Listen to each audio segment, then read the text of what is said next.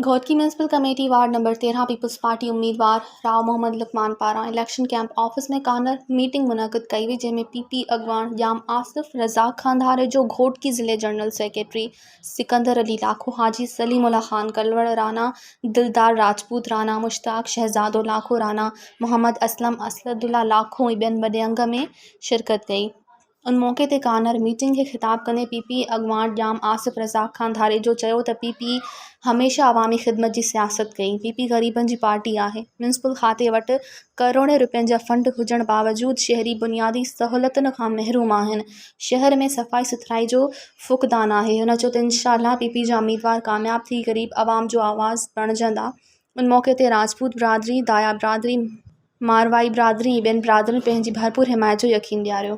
मज़ीद ख़बरनि ऐं तफ़सीलात लाइ विज़िट कयो असांजी वेबसाइट www.awamiNewsHD.com ऐं ॾिसंदा रहो अवामी न्यूज़ HD।